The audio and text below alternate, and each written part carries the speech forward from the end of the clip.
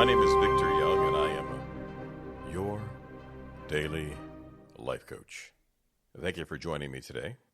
I have a very controversial podcast that I'm going to bring to you today. I was really torn whether or not I wanted to hop into this arena and actually create a podcast right now, or if I just wanted to sit this one out. And I received so many direct messages, emails, and requests for some type of opinion, guidance, explanation that I decided to go ahead and hop in the arena here, hop in the ring and create a podcast about what's going on in the nation right now with the murder of Mr. Floyd in Minneapolis and Minnesota, the incident in Georgia recently, the slaying in Kentucky, and countless other incidents. And I had to sit back and I had to think about this and say, okay, what do I want to talk about? What do I want to say about all this?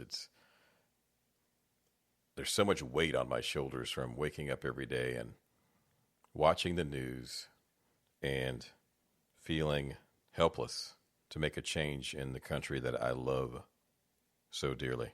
I am an American, proud to be an American, love my country, love the madness of America, and this country means a lot to me.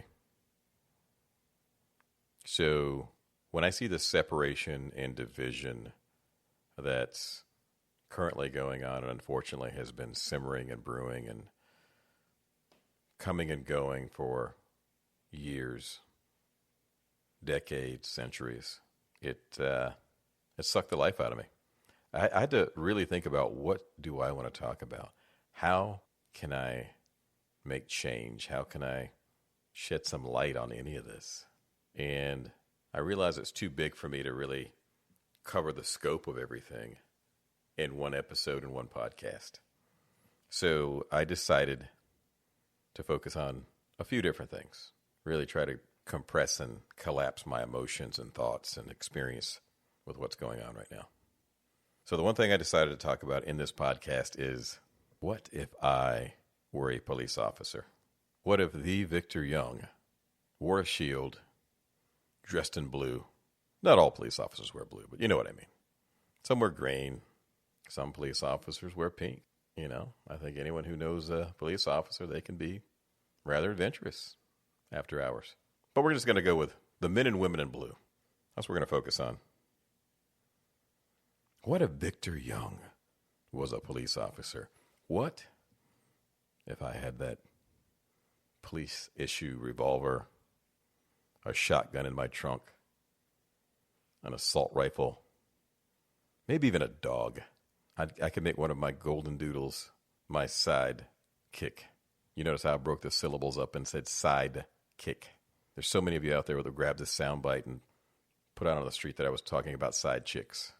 So, just to be clear, once again, I said side kick. For you millennials, that means like, you know, your homeboy, your bro. For you old schoolers, your partner in crime, your ace. Let's continue. So, the name of this podcast is called, What If I Were a Police Officer? Law enforcement. What would my day look like? I'm going to go watch Training Day tomorrow, so I'm going to watch a little Denzel Washington and Ethan Hawke. A little Training Day after this podcast, just to make sure I've got my priorities and my agendas in line. I think that's a pretty good visual SOP of the life and times of a police officer, right? Maybe not. Maybe that's a little bit glamorized for Hollywood, but what would my day look like? What if you were a police officer? I want you to think about it right now. Stop helping your kid with his homework. Don't wash any more dishes for a moment. Stop and think, what would I do? How would I behave? And how would I represent and interpret the laws that I have sworn an oath to uphold? First off, I'd like to start by saying this. I like myself, and one of my missions would be, while upholding the law, not after I uphold the law, or if I uphold the law, but while upholding the law, being a good lawman, I would also have a commitment to myself to go home to my family every single night. That would be a mission for me. I want to go home alive and not in a body bag. Just, I want to be really clear on that, because some people say you can go home a lot of different ways. I would actually want to stick my own key in my door or hit my own garage door opener, and I would want to go home, just like non-law enforcement officers get to do after a shift. An IT guy gets to go home, or I don't know, whoever else it could be. And then after that, I just do cop stuff, right? What do cops do? I do cop things. I'd roll around in my patrol car, clean my weapon, go to the range, fire off some rounds, keep that center mass tight, boom, boom, right? Nice tight grouping. Hit the gym, work out, make sure if I got a tussle, boom, I got you. I'd make sure my taser is charged up, and you never know. I mean, you get that in-betweener, not quite ready for a billy club or a gun, but it could be a little slippery, squirrely. Just, I'm just going to go with my taser here. Don't quite want to put my hands on you. I got that in-betweener working. Make sure I got a full can of mace, tear gas, whatever they use these days, pepper spray. And I would go on patrol. I'd wait for a call. Before I answer my first call, let me tell you a little bit about an experience I had. I'll tell you a little bit about an experience I had as a young man, early 20s. Hadn't quite come into all these good looks and success that I currently possess, but was on my way. And I owned a late 70s, I think it was a 79 Bronco, full size. I got to go check the year. It might have been early 80s. I think it was late 70s, though. I got to check the year on that thing. Blue with black rolled steel bumpers. I remember that thing. 35-inch tires, 400 motor, 400 transmission, 12-bolt rear end. It was a man's truck, right? And I remember this day, I'm driving through Temple Terrace, Florida. T-Town, what's up? And I'm driving through Temple Terrace, and I've always been a very aware person. And I remember watching this car full of jits. Y'all know what jits are? See, in the South, jits were these, young kids, punks, thugs, and they're driving down the street in the car. And as they're driving down the street, they pull into the parking lot of this grocery store. I think it was like an Albertsons or something. And there's an old lady with her walking cart. You know those stand-up carts with two wheels that the older ladies used to use back in the day? And it's like the first or second of the month, so clearly she'd probably just gotten some type of a retirement check or Social Security, and she's got her little baggie full of groceries, and she's walking across the parking lot, and she's walking back to her little village. And these guys pull in, and I can see this unfolding. Because when you grow up in a tough neighborhood, a.k.a. dim streets, you have spidey senses. You know when something is about to pop off. Something's about to happen. Unfortunately, most millennials don't have those senses anymore that we grew up with, but it's okay. They have the internet. And I could see these guys pull in, two doors open on one side of the car, and I saw two of these young punks jump out, and they run towards this old lady. And I knew what they were going to do. And they grabbed her purse. She tried to hold on. They pull her down to the ground. And I'm still driving. I'm watching this as I'm driving. My instincts, not knowing who this lady was, kicked in. And I turned the steering wheel right on my Chevy Blazer. It's a Blazer, not a Bronco. Did I say Bronco earlier? Definitely Blazer. I own a Bronco now. Maybe that's how it jumped into this. But let me finish the story. Stop interrupting me. Jeez, I'm talking here. I pull the wheel to the right in my Blazer, my full-size Chevy Blazer. And I jumped a curb. I went over a hedge, and they were driving this box Chevy. This sounds like Boys in the Hood, right? They're driving a box Chevy. And I just remember running into the back of this car without touching the brakes.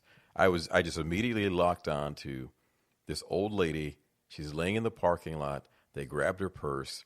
They're getting in the car. And as they're getting in the car, I'm jumping the curb. I'm through the bushes, and I smash right in the back of their Chevy. Boom. I could see their heads jerking back from the whiplash. The trunk flies open. The car darts off like it was out of a slingshot when I impacted it. They hit the gas. There's gas rolling out of the fuel tank, and they skirt off down the street. Now, statute of limitations has expired on this. So, for you law enforcement guys, sorry. But that was just instinctive for me. I've never told this story to anyone before. My wife is probably listening to this going, I married a damn thug. Oh my gosh. But that's not it. It was my protective instincts kicked in, and the weapon of choice I had at my fingertips was my blazer. And of course I go over, I help the lady up. I help her pick up her groceries, which her eggs were broken. I didn't have a lot of money at the time. I was kind of broke. And I gave her a few dollars. She was crying. I stayed there until the police came. I told them what happened. They were like, did you get the license plate number on the car? I was like, yeah, about that. I couldn't see it because the back of the car was kind of smashed and it was bent under. So I couldn't see the license plate. So sorry. Oh, well, so much for that technique, huh? It's probably a stolen car anyway. But anyway, why did I just think it was okay? Why did I respond with a, 6,000-pound Chevy Blazer, 400 engine, 400 transmission, 12-bolt rear end, Mac Daddy, bad boy off-road vehicle? For all you wheelers and mudslingers, you know what I'm talking about. That was bad boy stuff. Why? I thought about it, and I wanted to be helpful. I had this thing where my father was a good old Southern boy, and he always wanted to help disadvantaged individuals. That was his thing, and his thing became my thing. I wanted to be that guy. My dad was my hero, and I wanted to be like him. So in that moment, I just reacted. Now, thinking about today, let's fast forward. I'm driving down the street in my Lamborghini or my BMW or my F-250 truck, whatever. I'm driving one of my vehicles in my suit, and I see some young people jump out, and they grab an old lady's purse. This is today, modern day. Fast forward. I would probably safely turn my vehicle into the parking lot using my blinker, of course. I would help her up, and I would probably replace the money that was taken from her. I would wait with her until the police arrived, and I would give an accurate police report. That's today. Now, what's the difference between Victor at, 20 years old, however old I was at the time? Hold on, statute limitations. I was 20 years old, okay? And Victor of today. Why wouldn't I take a nice M5 comp package, $140,000 car, smash it into their Chevy, jump out brazenly? A few different reasons. Today, as a citizen, you do that, and you go to jail, and you get arrested, and you get sued by the people who are robbing old ladies. They say you hurt my collarbone, and they get an attorney, and I would be sued. And as an adult, I've also learned I can't take matters into my own hands. I'm not a militia. I'm not a judge and jury. I'm a citizen, and I would do everything I can to protect that individual and safeguard them until the proper authorities arrive who are trained to execute an investigation, a pursuit, an arrest of someone who has broken the law. And then I would count on the court system to prosecute this individual and make sure they serve out their sentence. That's today. So you're asking yourself right now, does my socioeconomic position, does my money and success affect the way that I would actually engage helping a citizen today? What do you think, I'm a sellout? No, you're damn right it does. When someone doesn't have much to lose, they respond completely differently than someone who has much to lose. And the reason I want to make this point and bring this up and share this experience with you is because they're individuals who have nothing to lose right now. They're in fear, they are lost, and they are hopeless. And I'm not talking about looters, just so you know. I'm talking about people who are protesting, people who have lost loved ones, sons, husbands, nephews, friends, fathers, and they're desperate and they're afraid. Now, I'm going to circle back to my day in life as a police officer in a minute, but something else I want to share with everyone is this before I finish in that area. When someone's afraid and they feel that all hope is lost and they feel that their demise is unavoidable, something bad is going to happen because they've lost their shield, they've lost their protector, they've lost their brother, their father, their husband, they've lost their son that's given them hope to get up in the morning and work, fight through a terminal disease, or walk another tough road they may walk every day. They've lost it. The next thing in line for that individual is this. And this is something that I learned later in my life from my mother, who was losing a fight to cancer. When she received her second diagnosis, I knew at that point life was going to be completely finished on her terms. Not mine, not my brothers, not my sisters, not my uncles. She was going to make the decision how and when she left this earth. I knew that we were not going to talk her into any more treatment. I knew we weren't going to talk her into taking a cruise around the world. I knew that we weren't going to talk her into anything she did not want to do from that point forward. And I learned to respect the power of an individual choosing how they die, choosing how their demise looks or feels or plays itself out. And it was painful as hell. And for the individuals who couldn't see this or weren't able to see this, they were probably confused. Why isn't she fighting? Why doesn't she try this? You know, I'm on a medical board. Why didn't she ask or let me help her with another specialist or scientist or clinical trial? It was because she'd made the decision. It was her fight from that point. And it hurt like hell. But my respect for my mother dwarfed my pain of losing her. What does my mother's death have to do with protest and law enforcement and hate and division and separation in this country? If you've never protested, if you've never felt lost, alone, if you've never had to surrender to darkness that seems inevitable, it's coming for you, you won't understand.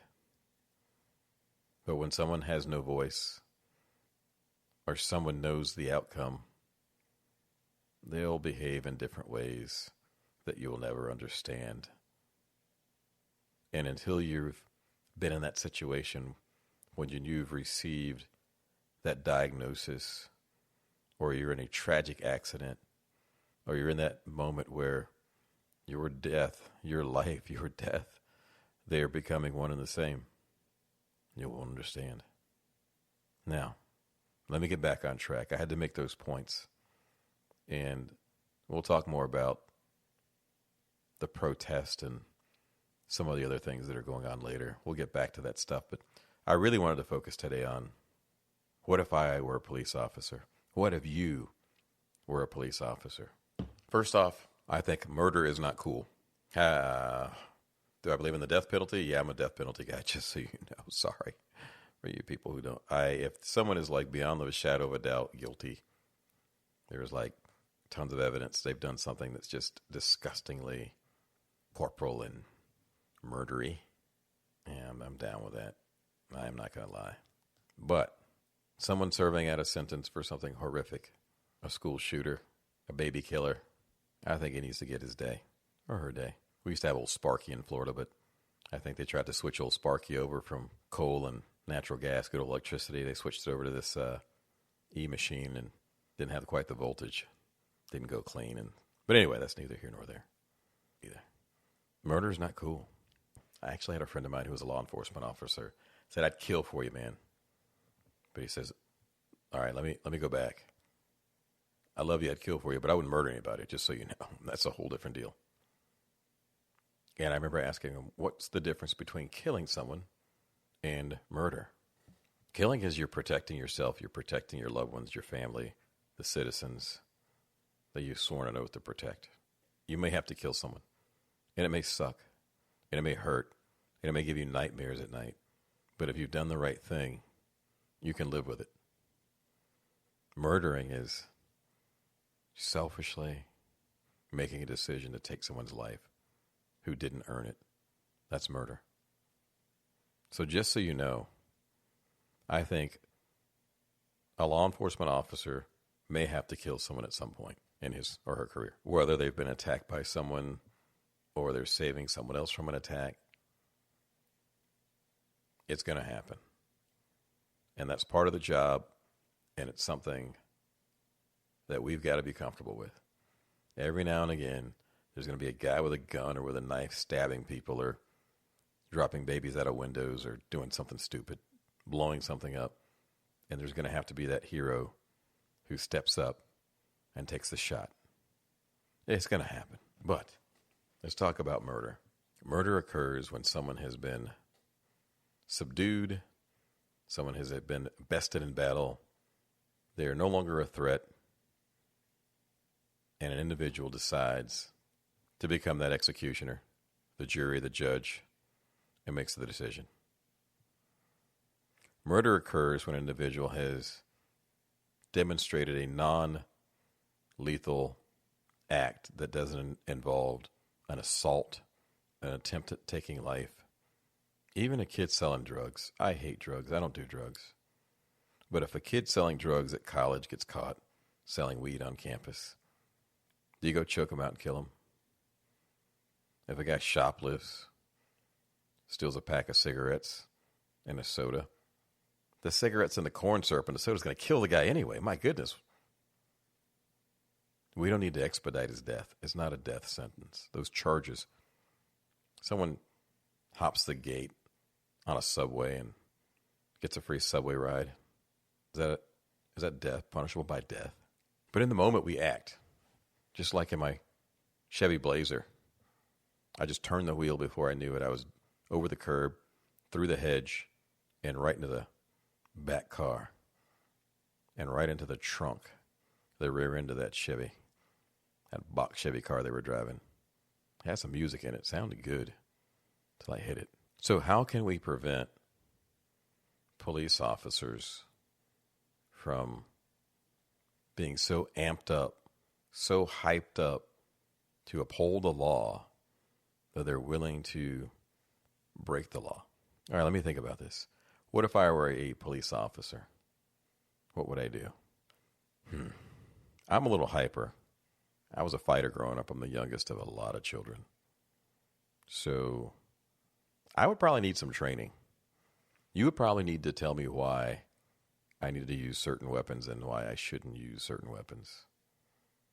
You would probably need to give me scenarios that in the event this occurred, this is how you handle it. If this occurs, this is how you handle it. I know you can do a lot of stuff in the academy. But what does it look like on a day-to-day basis? What does that reoccurring training look like that can ensure you an individual knows how to behave, how to interact, how to keep himself safe while protecting others and avoiding a murderous encounter because adrenaline is high and I have sworn an oath to protect? Murder isn't cool. You know, when I used to box and when a man's going down or he's knocked out, you can't punch that guy while he's knocked out sleeping. I know he might have punched you 340 times in the first 7 rounds of that fight before you knocked him out. But it doesn't give you the right to, while he's on the ground sleeping, after you put that 2-piece on him, to continue to punch him until he's dead while he's down. Now, have I ever punched a guy on his way down? Yeah, probably so. Did I do it because I wanted to do it? Was I aware that I was doing it? No. He got punched. I hit his knockout switch. He's on the way down. And I already had another shot coming behind it. I was unleashing the 2-piece. He got them both. If you order the 2-piece, you get the 2-piece. It's adrenaline. So then a ref jumps in between me, and he says, that's enough. He's down. Bell's rung. His bell's rung on the ground. And all is good. They revive him. Probably got a concussion. He goes in the concussion protocol. And he gets to live and fight another day. Now, if that referee wasn't there, if that trainer wasn't there with me working on real-time scenarios, if I didn't have that sparring partner that I was able to demonstrate and execute extreme emotional intelligence and control under duress with high levels of adrenaline pumping, there's no way I could control the beast. Big rock. The beast would come out, and I would pound someone until my adrenaline resides. So what do you do with all that pumped up testosterone? What do you do with that? Number one, there's got to be something bigger than you.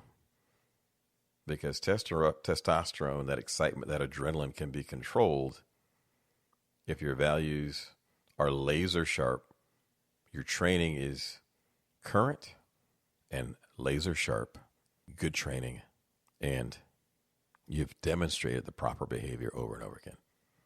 So let's go to demonstration.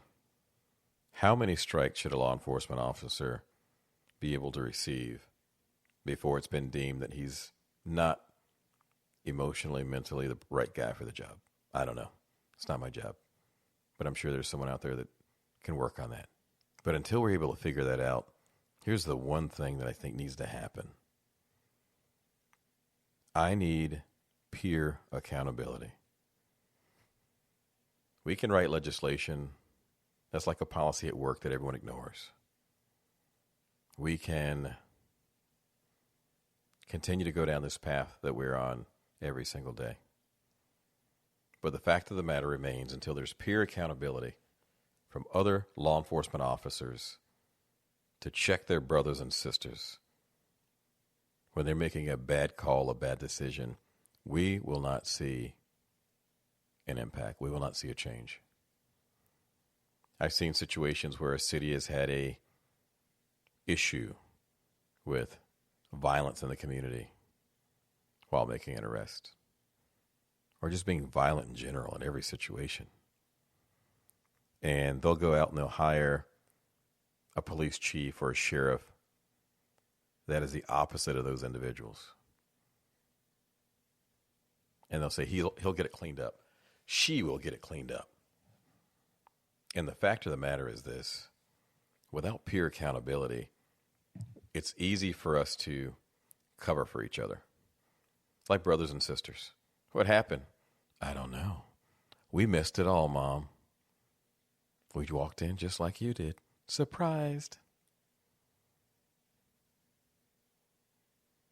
Without peer accountability, there's no way we can expect change, hope for change, wish for change.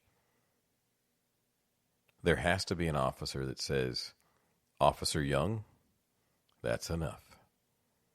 We got him. Take a knee. Have a seat. Sit in your cruiser. Go get looked at by the paramedic. You might need a stitch. Get you a cup of coffee. I love donuts. Get a brother a donut. Something, right? There has to be peer accountability from the brothers and sisters in blue to say, enough. You don't have to arrest the guy or female You don't got to do some death-defying pledge against your brothers and sisters in blue. If people on the street have enough sense to say no, that will get us arrested. Let's go drink instead and have a party. Then our law enforcement officers should be able to say, no, that's a bad idea. We need to keep our jobs and help citizens. We've got them. That's it. And I know you're thinking right now, if you're a law enforcement officer, Victor, you're full of crap. It's not that easy. I probably had more fights in my life than several law enforcement officers combined, because that's the neighborhood I grew up in. It's the era that I grew up in. And I understand that not everyone fights fair. Some people slip through your arms like a baby, go baby limp, and then just slide all to the floor, and it's hard to get your hands on them. Some people say they surrender and they throw punches at you or grab a knife or a gun. I mean, you name it. Trust me, I get it. I've seen women cry, I'm just a girl, and throw some hot bacon grease on a guy and pop him in the head with a skillet, open him up. You name it. People don't fight clean. I know this. I've seen all kind of things growing up. And the Fish Bowl, Tampa, Florida, Nucio Park, 50th Street and Sly. I've seen it. Trust me, I've seen it. I get it. You're a law enforcement officer. You just got assigned to the Grid, one of the most notorious drug-infested holes in the community. And every day you drive in there, you're thinking, how long am I going to be assigned to this area?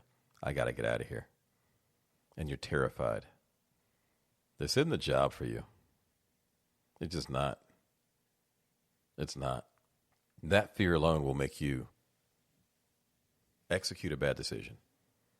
If you don't have ice water running through your veins and you have the ability to stay calm in stressful situations or environments, become a pastor, Sunday school teacher, IT guy. I don't know. Do something that's less likely for you to end up in a brawl or shots fired. But if the job's not for you, you can't kill someone, harm someone, make bad decisions that are outside of police protocol, the SOP, based upon maybe it's not the right job choice. And trust me when I tell you this, I don't know if I'd be a good police officer. Because if things went south and I got into that survival mode too quickly, I would escalate. I might be a bad police officer. I might be that guy who decides I want to go home on time and have dinner with my family, pull out my service revolver, and shoot a guy in his butt cheek, and then listen to my 2-hole CD. Did I say 2? I mean 2 chains CD on the way home. I might be that guy, but I know this. That's why I'm not a police officer. I don't have the patience. If you're impatient and you're unable to follow great protocols that have been put in place to protect citizens, uphold the law, and protect our law enforcement officers, try something different. You're not a failure. You're not a quitter. It's not your thing. What if I were a police officer? What if you were a police officer? What would you do? Somebody you're talking to, you're being kind and generous. You're doing all the right things. You're following protocol. And out of nowhere, this guy slaps the taste out of your mouth. Pow! Slaps toward. What do you do? What do you do? Huh? I mean, the first thing that's probably in your mind is, I'm going to make you pay. That would be the first thing in my mind, probably. I wouldn't be thinking, hey, why'd you slap me? My thing would be, you get the 2-piece. You get the special. That's why I'm not a police officer. But at the same time, I know that you have to be ready in every situation. If I approach this gentleman, this lady, and she turns violent, what's my next move? I'm a pilot, and we're always trained to look several steps in advance. the plane is moving hundreds of miles per hour, and if you get behind your aircraft, you can be a dead man quicker than you realize it. Never fall behind the speed of your aircraft. Well, the same thing holds true in law enforcement. You can never fall behind the pace, flow, and escalation of a situation.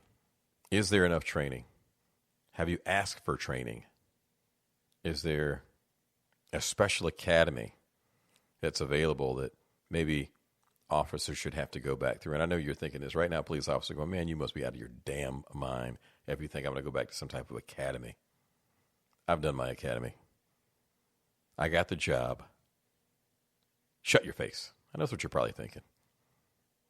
But if it made you a better officer, it reduced the likelihood of you having to discharge your weapon on someone who may not deserve it. If it brought you home to your wife and kids, would the continuing education be worth it? If you go to work for Ford Motor Company and you want to be an executive, you're going to go through leadership training, logistics training, fixed operations, sales, marketing. You're going to go through different departments. If you get a job at Google and you're a coder, you're going to learn different coding languages, and you're going to continually evolve because you just can't enter with one language and think that's the coding language that's going to be the language for the rest of all eternity. AngularJS, Angular 4, Angular 6. You're going to have to evolve, right? If you're a physician, in order to pass credentialing at a hospital, you're going to have to keep yourself current. If you're an attorney, you're going to have to go through your CELs or CEUs to stay current. Stay certified. Is there a continuing education certification process for law enforcement officers? Maybe there is. Maybe I just don't know about it.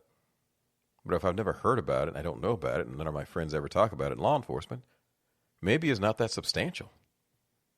How can we give individuals extreme power, the power of the law, and then we don't support them with a proper training, mandates, and technology? I've heard some law enforcement agencies say that they can't afford body cameras, or they can't afford to use the body cams because they don't have enough storage in the precinct.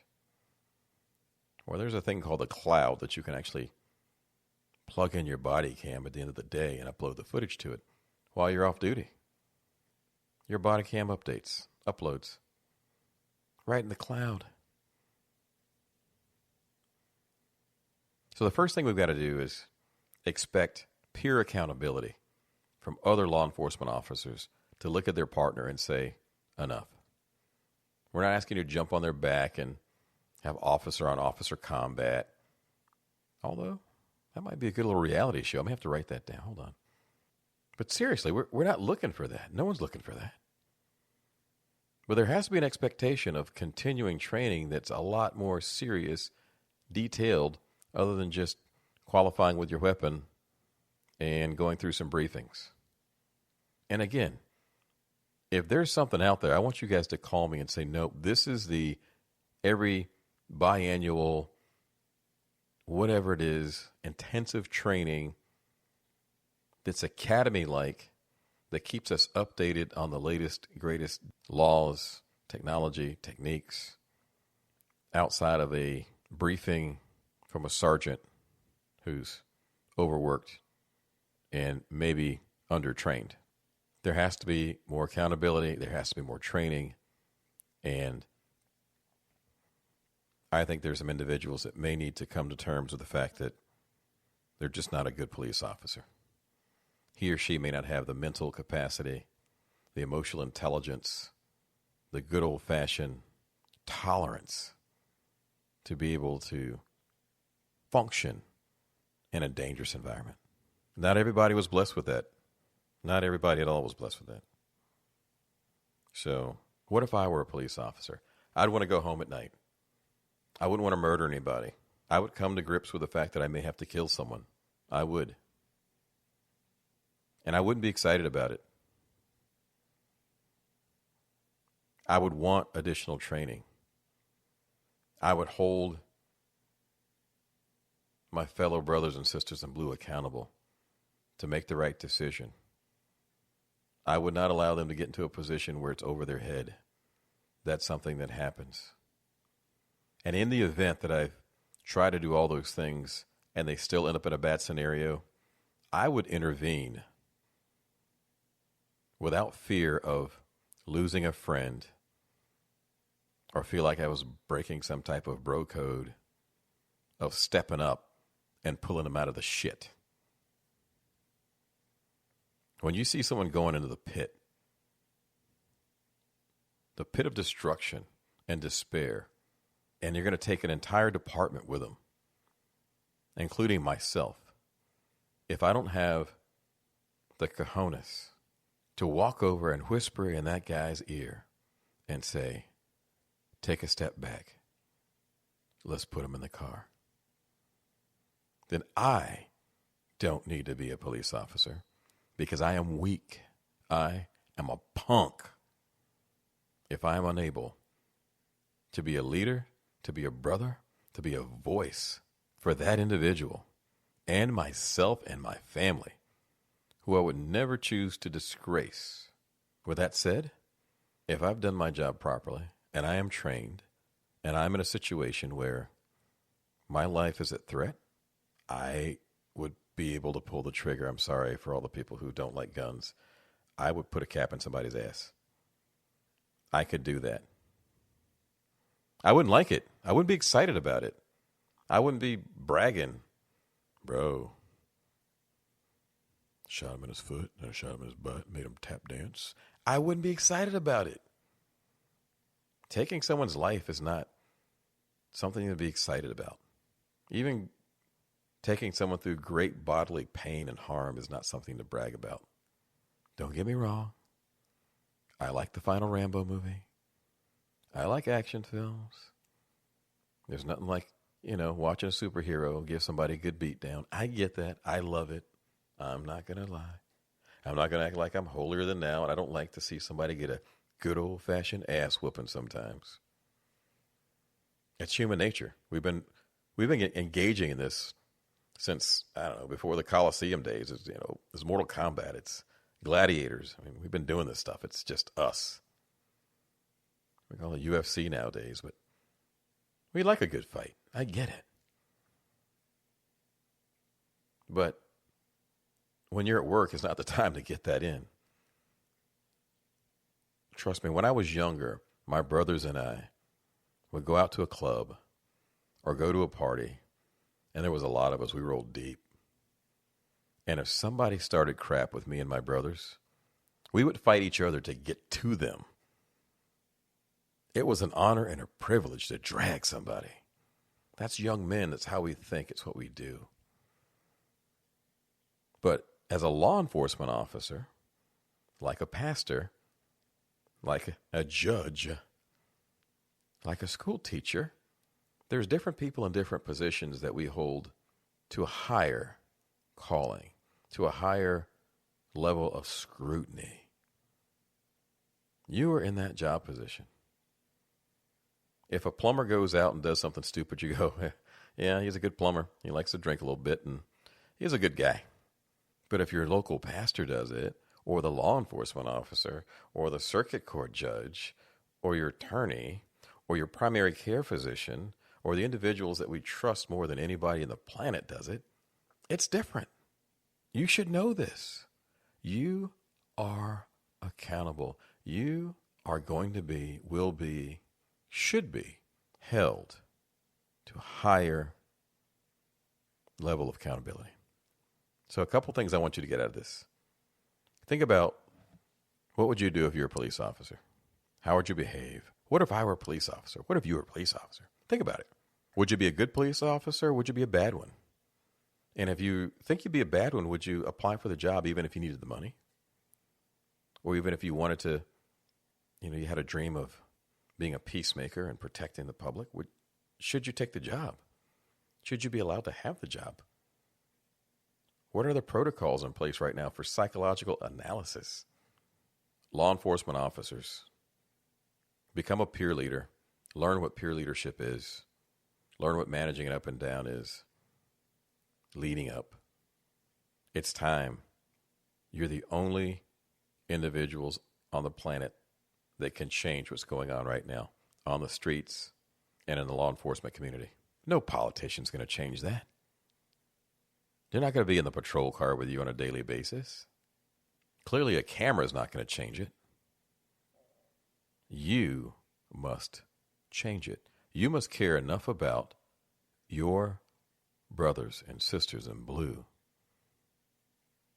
to stand up for the integrity, the character, the values that the citizens associate with the role and the title of being a law enforcement officer. You must do this. Only you can do it. Only you can fix this. I can't. A new captain, a new sheriff, they won't fix it. They can't. So if you really love the job, then protect it, value it. And for all of those law enforcement officers that have those 2 or 3 guys that you walk away from every day and you say, that guy's a nutbag, I just stay away from him. Maybe someone needs to talk to him. You can't walk away from that guy again knowing that he's a ticking time bomb. You can't. So here's what I've got. I've got a gift for law enforcement officers who are wishing, hoping, dreaming of running for captain's position, an elected position like a sheriff of a county. I have a group called Election Squad Marketing who would be willing to select individuals who are willing to step up and run for that seat. Let me say this again. If you are in law enforcement and you'd like to run for an elected position in order to make a difference, and you feel you can do it, and you can pass a vetting test, Election Squad Marketing is willing to offer campaign creation, branding, website, and content creation for those individuals at no charge. But you got to pass vetting. If you know this individual or if you are that individual, all you need to do is reach out to me on DM at the Daily Life Coach on Instagram or Facebook or Twitter, and we'll start the process of seeing if we're able to help you out in any way, starting from consultation all the way up to a fully in a box campaign for your election process. Because I'm the type of person, and my friends and my business partners, we don't like to just look at a situation and talk about it. We put our money where our mouth is. And so we've talked to Election Squad Marketing, and they're willing to put their money where their mouth is. You know, I really wanted to talk more about this situation, but I don't think now is the time. I don't want to appear to be an opportunist. I don't want to put any fire on a very sensitive subject matter. But I did feel, talking to the law enforcement community and giving a little bit of a human comparison between myself and how I envisioned myself, and hopefully how you have envisioned yourself being a law enforcement officer, maybe that'll shed a little bit of light on what goes on and some of the challenges and how we can find solutions within the law enforcement community without tearing it apart or losing any more confidence with our citizens around the world. For those of you who were surprised that I would be willing to hold that position and I would be willing to understand I would have to at times be violent, I apologize. It's my nature. I'm a human. I'm a protector. And sometimes protectors are able and willing to do what it takes to protect others. But it has to be done properly within the confines of the law, out of the SOP, and it has to be consistent. It can't change when I've had a bad day. It can't change if I've had a fight with my wife. It can't change if my health is failing me. It can't change if I didn't get the position that I wanted. It can never change. It must be consistent as rain. Thank you, everyone, for listening to the Daily Life Coach. I am praying for my country. I am praying that we're able to kill this force that I call division. And I hope we're able to bring things together. I hope mothers are able to feel safe, that their sons will come home from school, from college, from the store, from work. I pray that the men and women in blue who serve and protect our country are able to evolve, rise up, and restore the faith and confidence that's been lost throughout our country. Their families depend on it. We depend on it. And the law enforcement community is depending on it. Thank you for listening to the Daily Life Coach.